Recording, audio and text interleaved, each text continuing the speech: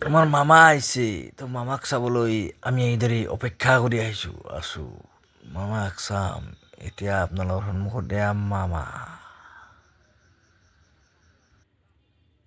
মহোদয়ৰ আজিৰ এই ৰাসমণি প্ৰাংগণৰ পদাৰ্পণে হাউলিবাসীক যথেষ্ট প্ৰেৰণা আৰু উৎসাহ দিছে।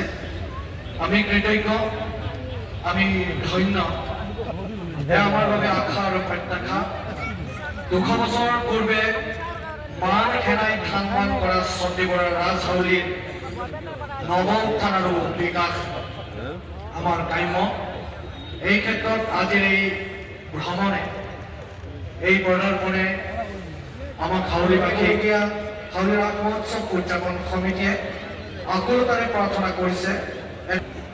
আমি অসমৰ মাননীয় মুখ্যমন্ত্ৰীক পুনৰবাৰ আন্তৰিক ধন্যবাদ কৃতজ্ঞতা জ্ঞাপন কৰিছোঁ। সংবাদসেৱীসকলকো কৃতজ্ঞতা জ্ঞাপন কৰিছোঁ। প্ৰশাসনৰ বিষয়ববীয়াসকলক ধন্যবাদ জ্ঞাপন কৰিছোঁ। লগতে দৰ্শনাৰ্থীসকলক শ্ৰদ্ধা যাচিছোঁ। ভালো ডিস্টাৰ্ব দিল না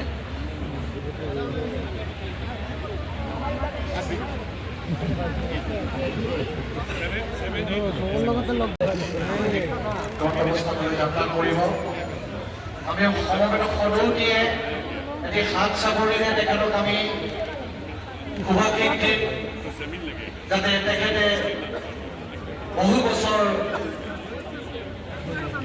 নিৰ্বিঘ্নে যাই থাকি অসমখনক আৰু সেৱা কৰিব পাৰে, বিকশিত অসম কৰিব পাৰে, অসমখন সৰ্বশ্ৰেষ্ঠ কৰিব পাৰে। তাৰ বাবে সদৌতিয়ে তেখেতক আমি শুভাশীষ জনাইছোঁ।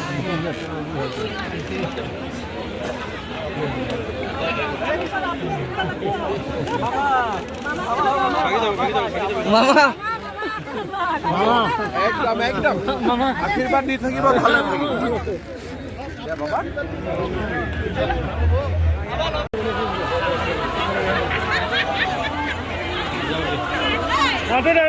বাবা আৰু দিয়ক